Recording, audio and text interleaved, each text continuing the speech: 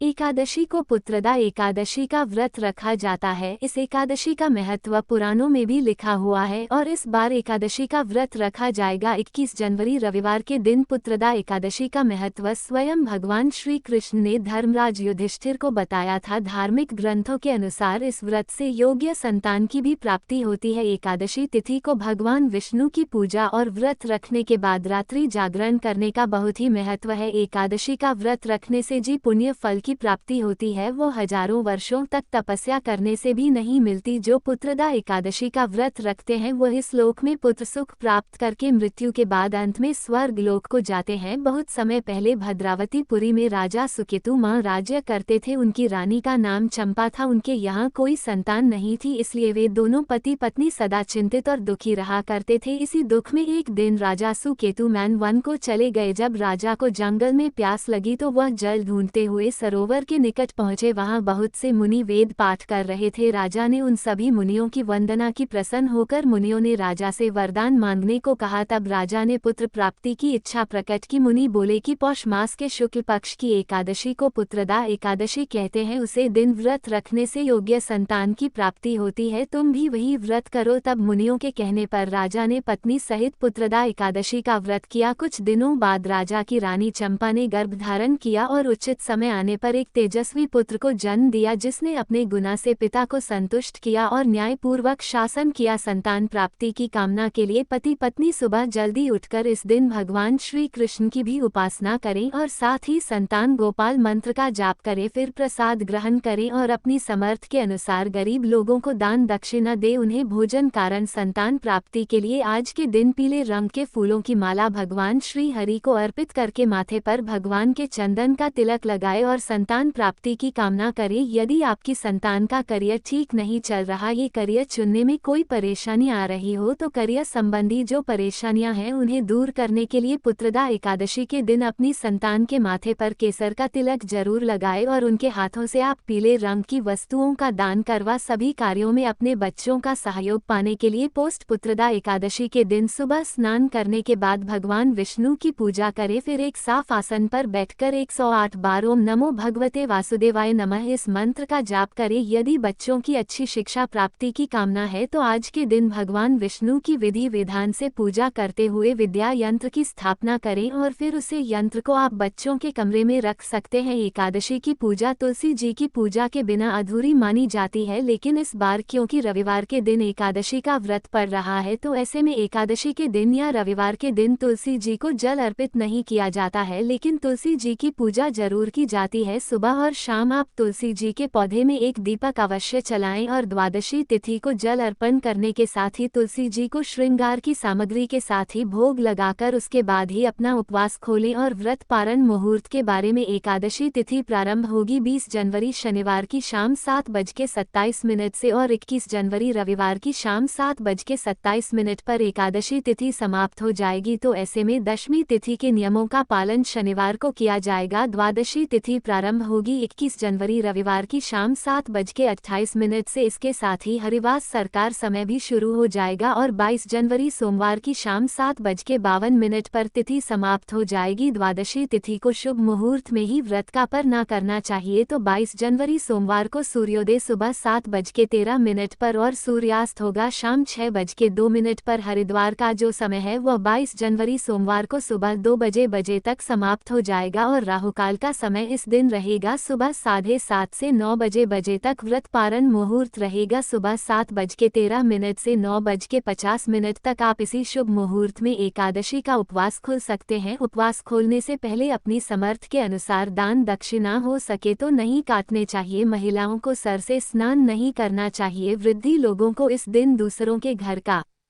फल या जल भी ग्रहण नहीं करना चाहिए। ऐसा करने से भी व्रत खंडित माना जाता है। यदि आज की वीडियो में जानकारी पसंद आई हो तो वीडियो को लाइक जरूर कीजिएगा।